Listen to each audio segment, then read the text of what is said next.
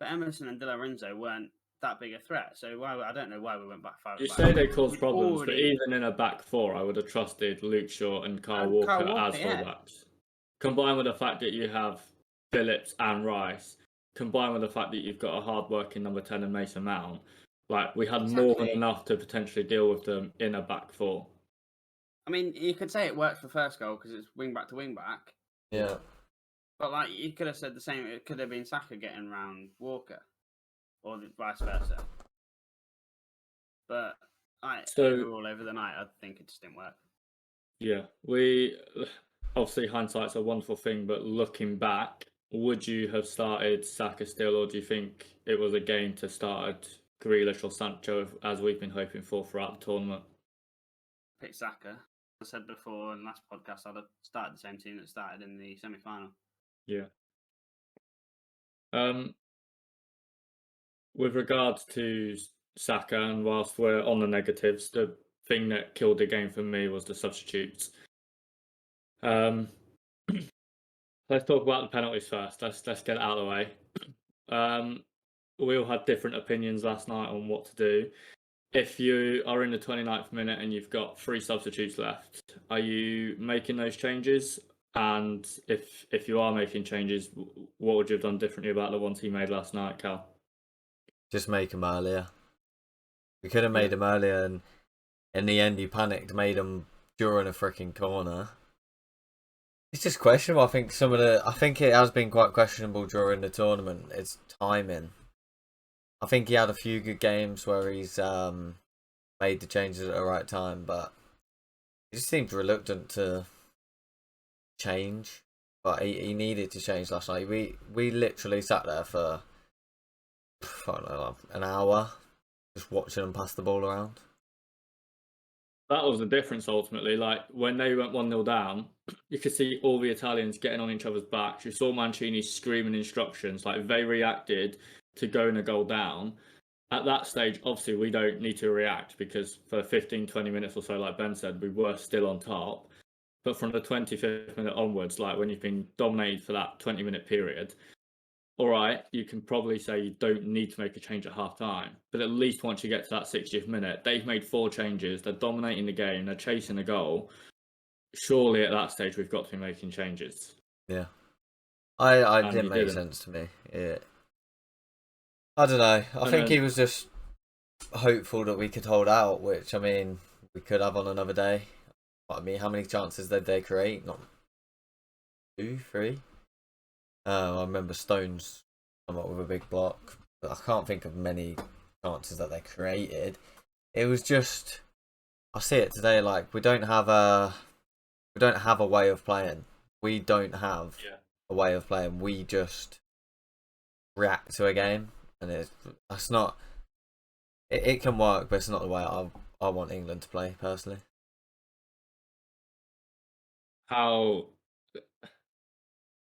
If we would have a style that was consistently negative, like would that make you feel better if we had like a setup to play like that, or is it the fact that you want to see us playing to utilise like Jadon Sancho, Jack Grealish, Phil Foden? Yeah, we've got too many good attackers to sit.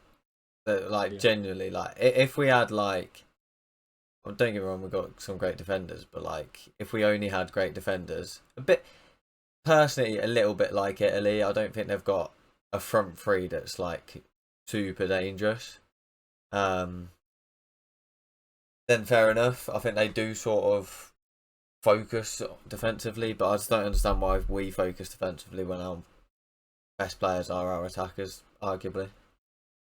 That's where it killed it for me, because like obviously Chiesa's got a bit of pace, but he's got to come in off of Luke Shaw or Kyle Walker's side. So like Immobile and Insigne's not slow, I know, but like they didn't have a lot in there to trouble us enough to make us go 3 at the back and play Kyle Walker. Yeah. So like for me, we had to take the game to them. We said it at the start, like it was the perfect start in that sense because we get the goal. We were on the front foot. I don't think you can ever say that though. Surely, yeah. Surely, people who said the goal's too early, but like if the goal came in the 30th minute or the 40th minute, it would have suited us more. But obviously, you can't say that in hindsight. But as I said, like as soon as Jorginho went off and there was that little break in play, as soon as that happened, we just stopped. Yeah. And then Southgate, the substitutions. Mancini was maybe their top goal scorer, not at the tournament, but their main goal scorer, was subbed off in the 50th minute. Yeah. He was never going to do that with Kane, though. Southgate wouldn't have the balls to do that to Harry Kane. Yeah, but he wouldn't have because of pens. But I bet maybe he's a decent penalty taker. Yeah, I know, but I think you see. I think the difference is, I agree with you that Southgate hasn't got the bottle, and like Chiellini said before the tournament, before the game, that our bench could have got to the final, and like he wasn't far wrong. To be fair, I bet it could have done, but like we had that potential to make almost like changes, but just freshen up and literally kill them off, and we didn't. But the only difference I would say is we were never behind in the game. So do you really need to take off like a Harry Kane or someone when they can have a difference? When you're chasing the game like that and it's not working, as it clearly wasn't for Italy, like they had to make a change. Do you see what I'm trying to say? Yeah, but it's just... No, go on, man. No, you go, mate. The fact we kept lumping, whether at Southgate or the players, lumping the ball forward. Harry Kane's not competing. Who have you got on the bench that was going to make something stick or give a little bit back to the defenders? Loads of players. Calvert-Lewin. Didn't play once, did his team get off the bench to warm up? If you're going to play that way, you've got to play the players to suit it. Because you've got Mason Mount and Raheem Sterling got slammed last night. What do you think Raheem Sterling... Do you really think that was the way that we set up to play like that? To him? That's what I'm saying. You've got Raheem Sterling who's moaning, rightfully. Why the fuck is he sitting there getting the ball hoofed up to him? Yeah. Against Chiellini. Yeah, so pointless. The football we played was shocking in the second half. Didn't play. Yeah. I don't know whether the players froze or Southgate didn't react to Italy's change in tactic. Like, because even if they didn't change formation, they changed the way they was playing, whether they slowed it down or what. We just didn't react. But we had, like, Declan Rice must have been took off for an injury, surely. Because, like, the guy was arguably the best player for us last night. Like, the guy driving forward was something we've not seen from him. And, yeah, I just questioned a few things last night, but... Gutted. What frustrated me at the end, like you say, was he made the changes too late. But then he subbed off Henderson after subbing him on. Like, that was the wrong time to do it. Like, I know Hendo missed a penalty against Colombia, if I'm right, at the World Cup. Yeah. And obviously he missed the one coming into the tournament. But, like, my argument last night, as I said to someone today, was in that situation, in my opinion, it's not about your ability to take pens in that situation. It's whether you've got the bottle. Like, you literally have 65 million people plus, because there'll obviously be more people potentially supporting England. It probably was just the country, I think, actually supporting England last night. But like, that's a whole different ballgame to a club. This was going to be one of my other points I wanted to mention as well. Like, Jack Grealish plays for Aston Villa, that hasn't played any European football at club level. Calvin Phillips has had one season in the Premier League in which he's only just finished top half. They finished 10th or 11th. Never played European football. Right now, you could say he's a championship player because that's where most of his experience is. You can say the same for a lot of the squad. Like, even Bukayo Saka. Did he play in your Europa League campaign when you got to the final, or did he break through the year after? Either way, those players haven't had like major moments, like haven't been in pressurized situations. So when you put that ball on the spot, like, for me, your footballing ability goes out the window. Like, it is literally about whether you've got the bottle to do what you want to do, or if you get a slice of luck. And let's be fair, like, we didn't get the luck on Rashford's penalty. Like, that very easily could have been a decent pen. Obviously, it wasn't. But then, like, Sancho's and Saka's, they look like bad pens because the keeper's gone the right way and saved it. But for most players who take those types of pens, like, you stutter like that to send the keeper the wrong way, and then it looks like a good pen that goes in. Do you know what I mean? Yeah. So, like, going back to my point I was trying to make about Hendo, when Saka came on, like, he didn't get into the game. Like, we were sat there watching him. Just late on, there was like 10 minutes left of extra time. Ball comes back to him. He goes to play it back to Shaw. Shaw's gone to overlap, and he's passed it out of play, literally, hasn't he? But that was like what happened to him all night. And that was I'm his not worst here to performance of a criticise tournament. Saka. That was his worst performance of a tournament. But well, I'm not here to criticise Saka. I'm here to say, like, if he's come on and he's not made an impact, he took on Jack Grealish, I think, against Ukraine, and then took him off at half time of extra time because he didn't have an impact and it wasn't his game from that point. Denmark, sorry. Because like that wasn't the game that we had to play at that stage. So why did he not do it with Saka? And why take off Hendo? Because no matter how shit he is at pens, his experience and bottle for me might have been different to what happened to Sancho. I just point out Sancho and Saka had not taken a senior penalty kick before last night. That makes and they're there sense. to take arguably the biggest, that for all we know, we might not get to the World Cup final next year. That might be the most important kick of a football they ever take in their careers. And they've never kicked a penalty before. So then people try to say, oh, they're still professionals, they know how to kick a ball. For me, it goes out the window. And like the players I wanted stepping up to the pen should have been, I mean, Luke Shaw could have gone first. You could have not taken off Kyle Walker, would have had something better. Like, he let Maguire go second. So why did we not do the same with the other experienced players? Yeah, best man. Best man. That's the thing. Like, for me, it's like in finals and stuff like that. Stuttering fucks me off, to be honest. Yeah, I don't. I thought they banned it fucking back in the day, but it seems to have made its way back. To emphasise my point on experience, Jorginho has taken over 50 penalties in his career and never missed, and he missed last night. He's missed a few. He's missed a few. I'm genuinely clear 100% record. It's a high risk penalty thing for him, though, isn't it? Yeah, I know you can't use that logic. That is purely Pickford, though. He's got the bottle to just stay and not take a risk. I feel like I ran across about 5 different points down, but my first point being that the changes were all completely wrong. If you're going to bring on Sancho and Rashford to like play for pens, you've got to do that at least in extra time. Like Rashford was ready. Rashford was ready. Yeah, he was ready. Yeah. Yeah, fuck. And he brought him on it for a defensive corner. I'm sorry. He played right back. We can see from that corner, it would have been unforgivable. And then he played right back for the last couple of minutes. As Ben said, like, neither of them had actually kicked a football when they stepped up to take that penalty kick. Nah, Rashford made one tackle. Yeah. And Sancho had not touched it, We never gave ourselves the opportunity to exploit their weaknesses. Like, we were far too scared to take a risk. And ultimately, thinking we was after we was winning, which doesn't make sense to me. Surely you get a little bit of freedom if you've got a lead. But we've gone, nah, if we lose this lead, like, we're fucked. But, like, it didn't make sense to me. We was taking more risks when it was 0-0 than we was when it was 1-0, which I understand somewhat. But for me, like, we looked good. After 20 minutes, we genuinely looked good. And we looked like we could exploit them. And I think they was there for the taking. But come second half, it was deeper and deeper and deeper and deeper. Further the game went on, and ultimately it's a final. If they get a chance, they'll score. Yeah, I did the same as Ben though. Went back and looked at some of the highlights because someone said to me that Harry Kane didn't have an impact, and I completely disagree. If you go back and watch a lot of I heard he had a great game. The amount of times that he's won a flick on, won a header, and it's either fallen to Sterling or Saka, and they had Sterling or Mount as it was for most of the game, and had nothing, or he's flicked on and there's nothing behind him. Like, that game was crying out. Even if we stayed in that shape and stayed with the negative mentality, it was crying out just to bring on Sancho, Grealish, Rashford, just 2 of them 3. Obviously, you'd normally say Foden, but we know he was missing. It just didn't make sense to me to keep on Mason Mount as long as he did. I'm sorry, Ben, but we have to state the facts.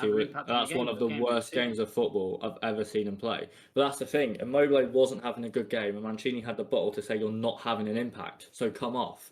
I don't think it's Mount's fault, though. The system was fucked. He literally needed to add another midfielder.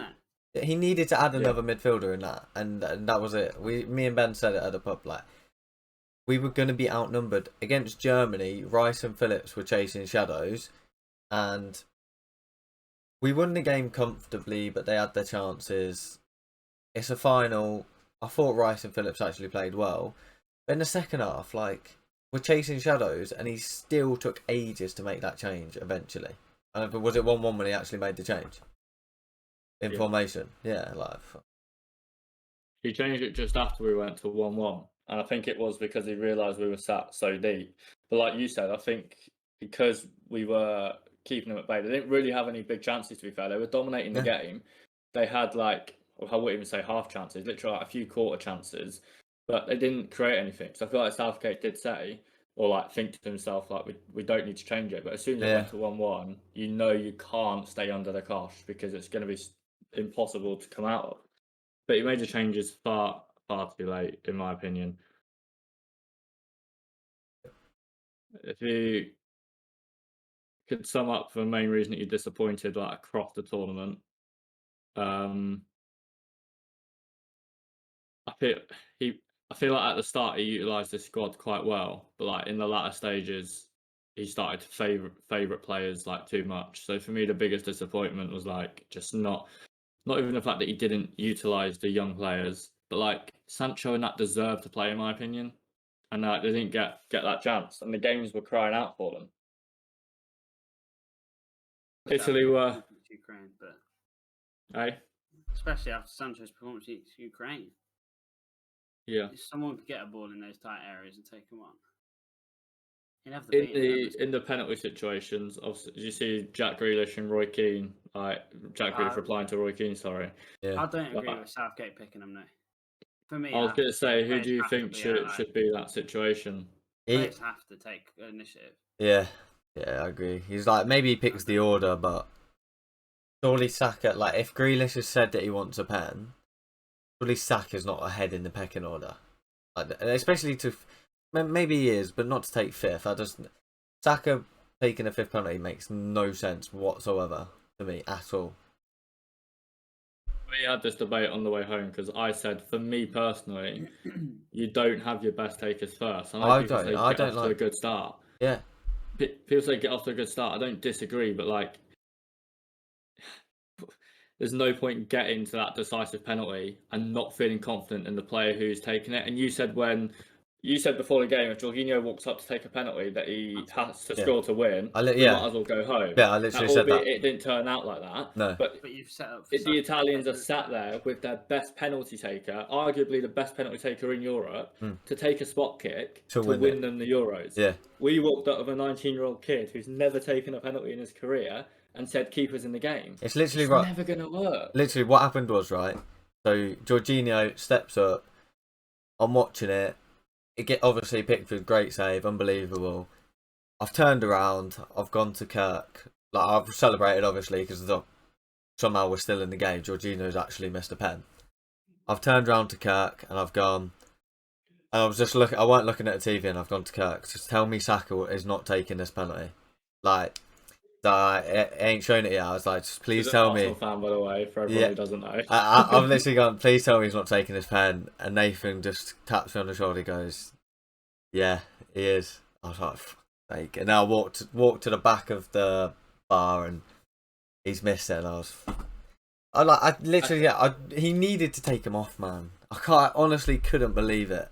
Like, genuinely could not believe that Bukayo Saka was stepping up for a fifth penalty. I even said I didn't want him to take a penalty, let alone the fifth penalty. Like, confuses me. I genuinely would love there to be a mic in there and know what the conversation was. I was going to say, I'd love to just be in and around to see who put the names down, what actually happened, because I can't imagine Jack Grealish says, I want to take a penalty, and then Southgate goes, you can have seventh. Yeah. Like, what is the point? Like, even to give Harry Maguire second, all right, it turned out to be a good pen, but like, because I even half expected Pickford to play. Your best batsman in the mid pecking order. Yeah. Middle of the pecking order. I half expected Pickford to take a penalty in the first five. I expected Sterling and Stones to be in there. I don't know. It would have been.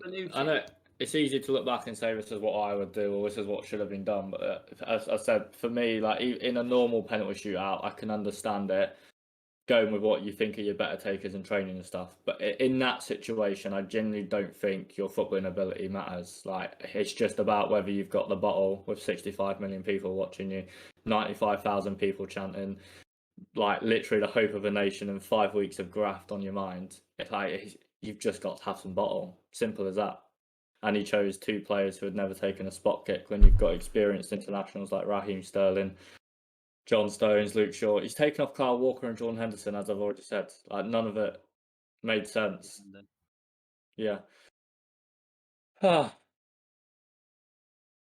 want to say hats I'm off just to tired. Donnarumma, though, by the way. I wouldn't want to take a penalty against that guy. No.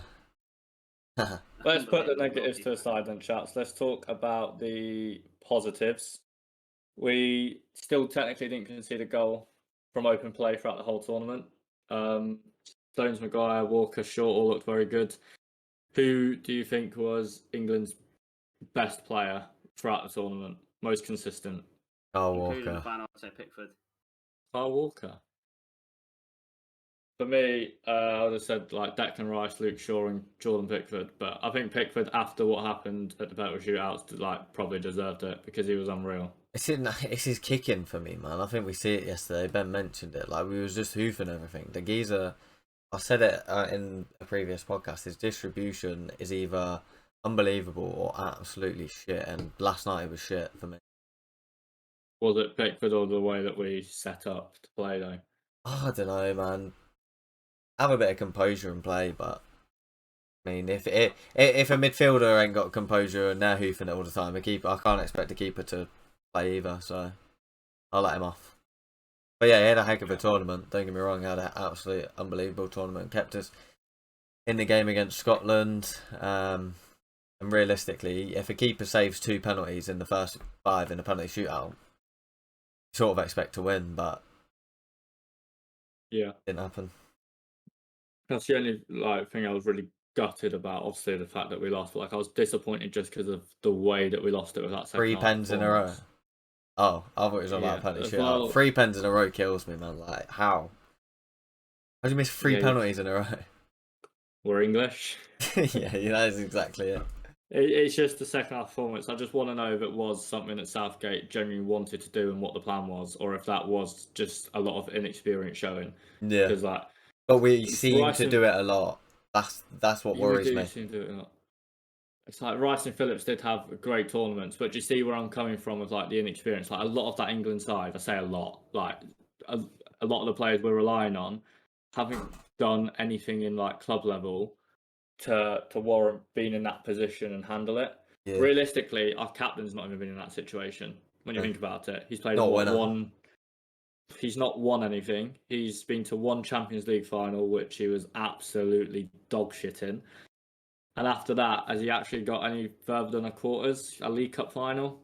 Do you know what I mean? That's our captain, by the way. The only player in there who have actually won stuff. He does. I'm not criticising Harry Kane. I'm just making a point. The only out-and-out winners I think we have in that squad are Kyle Walker, Raheem Sterling, Jordan Henderson. John Stones. Am I missing anyone? I said John Stones, didn't I? Sorry. Yeah, Walker, Stones, Sterling. Are you saying winners or captains?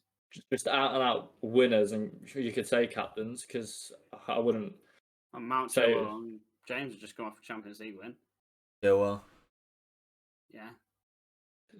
So the players you're referring to have only just got there 6 weeks ago. So I'm not saying it's a bad thing. We've got a young squad. Yeah, we've got a young squad. I know that's going to happen, and this is a whole different debate for another video. But English players aren't playing at the top level for us to be in that position like we were last night and have to know what to do. Yeah, we're getting that. But realistically, our Declan Rice, Calvin Phillips, Jack Grealish, got to go somewhere, and so is Declan Rice. Jordan Pickford.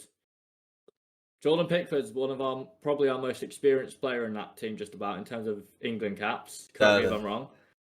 Sterling. There you go. And Jordan Pickford's at least in the top 2 or 3 then, and he's never played a game of European football.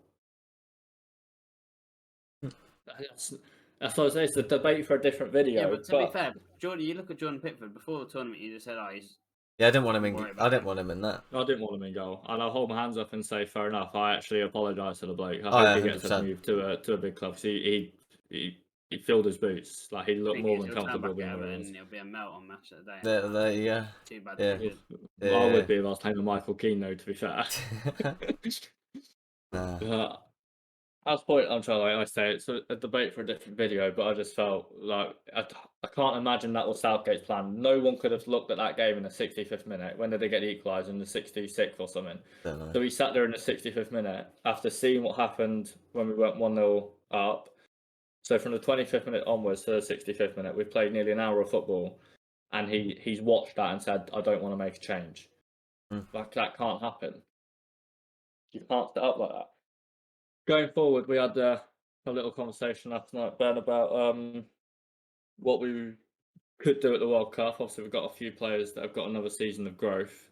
If you could make, as I said to you, I think we've probably seen the back end of Kyle Walker, and I was surprised at that. I was intrigued on your thoughts on that, Carl. Do you think we'll see Kyle Walker next year? I think we'll see Reece James fully take that spot now. Depends what formation he plays. Harry Maguire and John Stones aren't as good without Kyle Walker next to him. That guy was unbelievable. He was unbelievable, but I personally still trust John Stones and Harry Maguire. Nah. The amount he swept up for a all tournament's ridiculous. Unreal. He's like a depends on how safety. The players come along, though. Yeah, I agree. Trent could be back. Yeah. Reece James could play centre half Chelsea this season. You don't know that. No, I agree, but Stones actually will play a back five. It just. But that's what I'm saying. Like, anything could happen. But I think Raheem Sterling's going to be pushed out properly by Grealish or for Rashford now. What? I don't see Raheem Sterling going back to City and being first choice still. Yeah, but he wasn't first choice in the second half for City. He played the Champions League final. But I think Sancho now at a big club, and Sancho and Rashford playing regular football in the Premier League. I think Southgate can't say.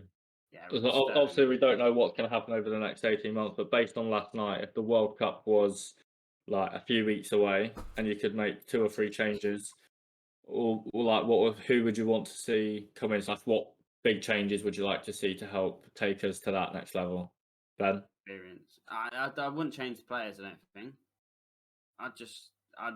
The only thing you can take on is experience, and that. I wouldn't change the players. Like, it's not, again, they both had a great tournament, and it's not. Over the next year, I want Southgate to find a way of playing. Yeah. I want Southgate to find ain't got an a way identity. Which is what I said in our first podcast, which is why I said England won't win it. My scepticism before the tournament is because England don't have a way of playing football. That's my worry. I said I thought Spain or Italy or Germany or someone would win it. But, yeah. England overachieved, in my opinion. I think the players will look back with regret over the last 2 tournaments, because it's literally. I don't want to make it. Stupid goals that have stopped us. Realistically, you look at the Mandzukic and Perisic goals in the semi-final. Yeah. And you look at the goal we conceded last night. We haven't even spoke about that, chaps. That goal we conceded is dark. I don't even think anyone's made like an individual mistake or like anything catastrophically diabolical, but like all around, no one can be proud of themselves. The thing is, like, as soon as I said, like, Italy just looked like they wanted it more. Yeah, it's for me. It's going to be the regret. The players will regret the last 2 tournaments, and how many more tournaments are we going to get where it's sort of we're given a semi-final? You don't want on my next question about the draw has been kind for us. There's no way on earth we can have a 3rd tournament in a row where the draw means. Realistically, in the last 2 tournaments, we've played Belgium, which didn't really matter because we were through anyway. I'm not including Croatia in that because, yes, they got to the final, but they also had a decent draw. And as we've shown from this tournament, I don't think they're the world-class side that people made them out to be. No. We lost, in my opinion, to a side that we should have beaten and that weren't as good as us on paper. So realistically, in my opinion, the only team we've actually played in the last 2 tournaments is Germany and Italy.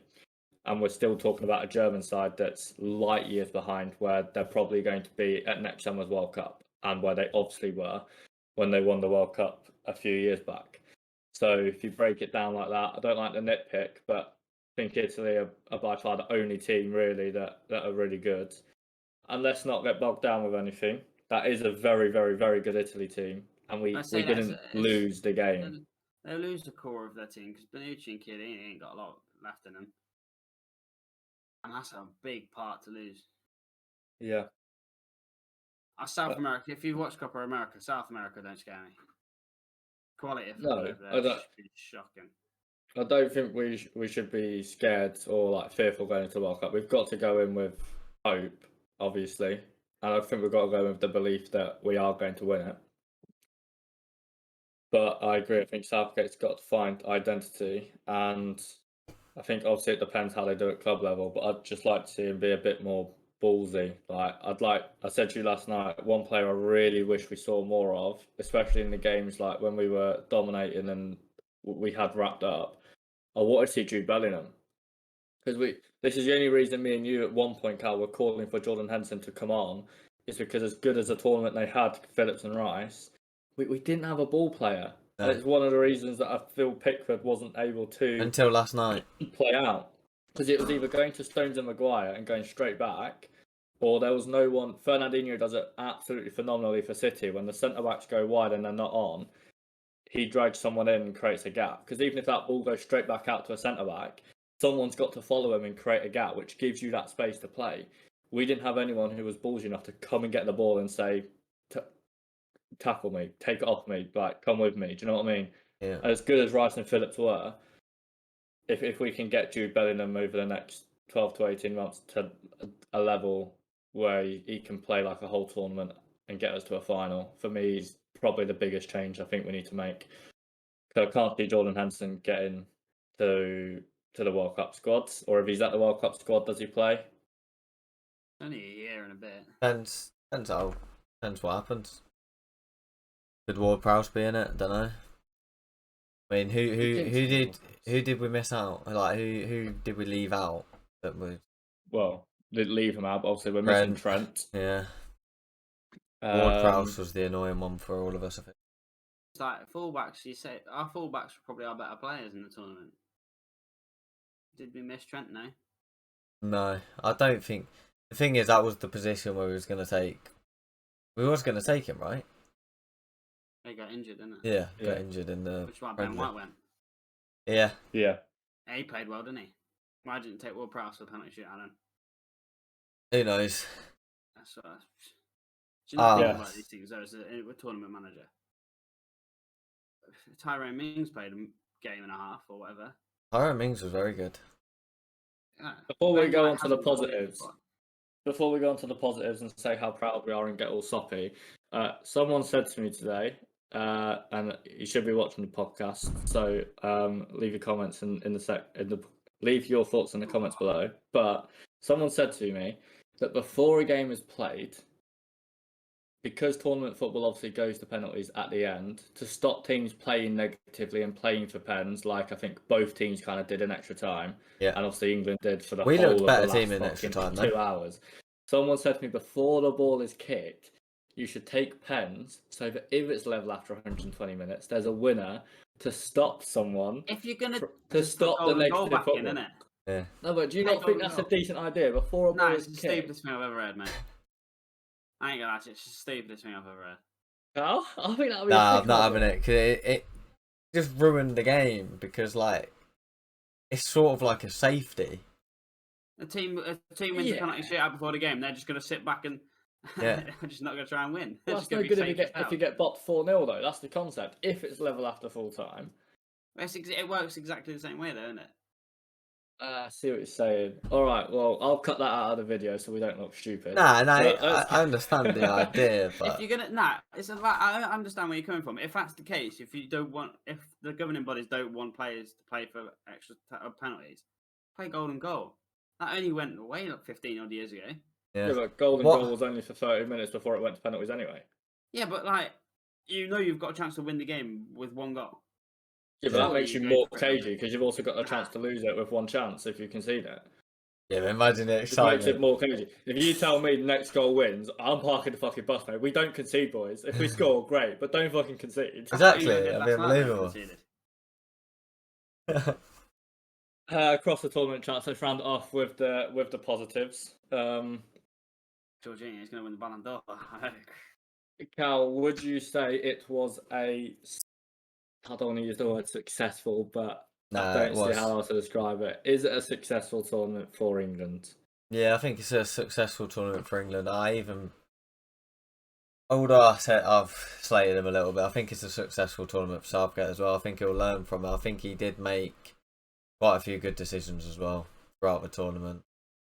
Just made the wrong ones when it mattered, ironically. But he got it right a lot, but sadly, in our eyes, didn't get it. It's hard to say he got it wrong last night because we drew. Thing is, you look at I think it was just there. Southgate and that lighting. Oh well. Southgate and what's it doing? That is awful, mate. To be fair, you not just like bang it or something. Hey, there you go. That'll do. Easy. Southgate and that an experienced manager. No. Like you look at like Del Bosque and all that before he won his first trophy of Spain and stuff. Yeah, we are speaking about him as if he's like learning on the job. Like he shouldn't be learning on the job. Not now. Not anymore. Yeah. Rio Ferdinand said before the game that, and he said it in the past as well, the reason our golden generations in the past have failed is because of the rivalry at club level. Yeah. So for everyone calling for the head, I know you weren't critical of Southgate before the tournament, but you have your opinions on how England move forward. Mm-hmm. I personally said that no matter what happens, if we go out of the group stage or if we win it, Southgate has to be in charge at the World Cup next summer. That was my opinion. Winner. So for me, I just want to highlight that because of what Ferdinand said, that England fans have to remember when you're calling for Southgate's head, like how bad the last 50 years have actually been. I think you could make a very good case that this squad is obviously not as talented as the one that we had in the 2000s and the start of 2010s, but no one could get them playing. So like no matter what we think, He's not got us playing, tactics, Palmer. he's clearly got a blend. He's not got us playing. He's not got us playing. He's done one thing. He's done one thing. He's had 2 tournaments. He's had 2 tournaments for England. And got the luckiest draw that any manager's had in 50 years. He's got 2 of our best free finishes. So before we sit here and say he should be gone or he's not got identity or he can't do... before we call for change... He's done one thing. That he's the reason we are where we are. I agree. But he's done one thing. Now, like, he's on the edge for me because he's done what he was there to do, which was make, like he said, make the England feel like a club for the players. I think we can all see that the players love each other and they love playing with each other. But he's not got. I don't know whether it's the tactical nous or what. I don't think he's got the thing that we need to get us over the line to win something. I just look back at it and think he's had the 2 easiest tournament runs that you could wish for as a manager, and still not won it. So you're saying if he doesn't win in 2022, he's gone?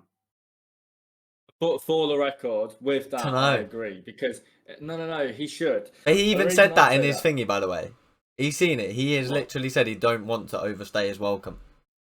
But that's what I was going to say. If he can't... This was the thing with Poch at Spurs, right? It was not so much that he should have been sacked or that he should have stayed. But what more could he have done? There comes a point where what more can you do? Sometimes you get someone so far and then you're not quite good enough. But at some point, you have to rebuild. And sometimes you need a fresh face for that. It's not that the person coming in is better. It's not that the person who's been there wasn't good enough. Yeah. But when a rebuild comes... You just need a new face. So for me, next summer, like at the very minimum, if it's not Kyle Walker's last tournament or whatever, there's going to be a few more changes where the Hendersons go, the Kyle Walkers go, and we have to make those changes.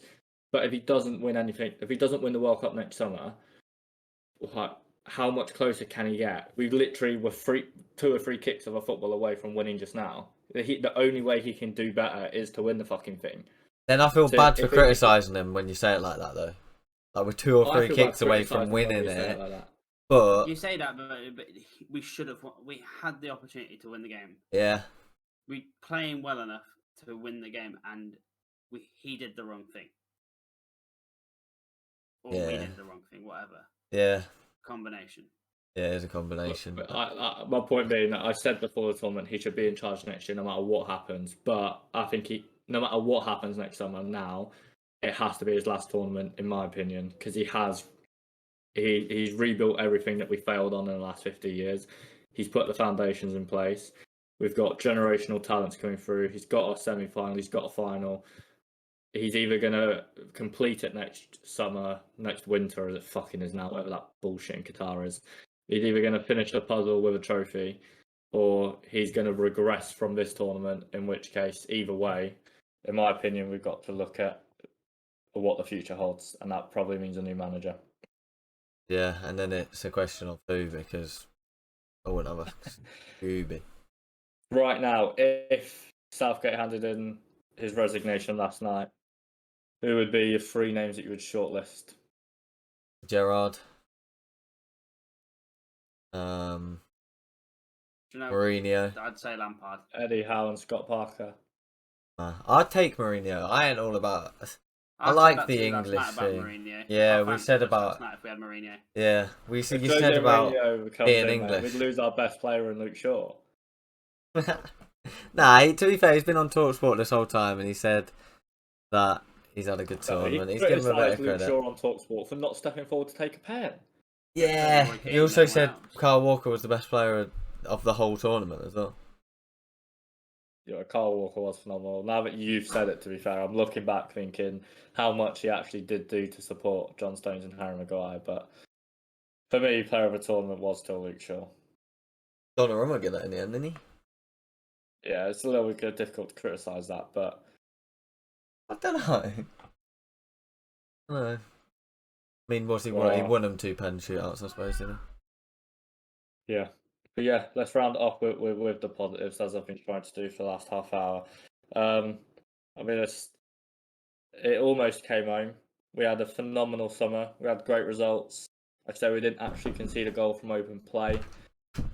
There were a lot of positives to take from the tournament. Do you want me to redo that part so you can this clown in. Take your round off the door? Yeah, so this clown ain't coming in my door. Yeah. Do you want me to redo it? Nah, that's right. Well, I'm going to have to redo it now unless I edit this bit out. Right. Okay, let's scrap it. Right.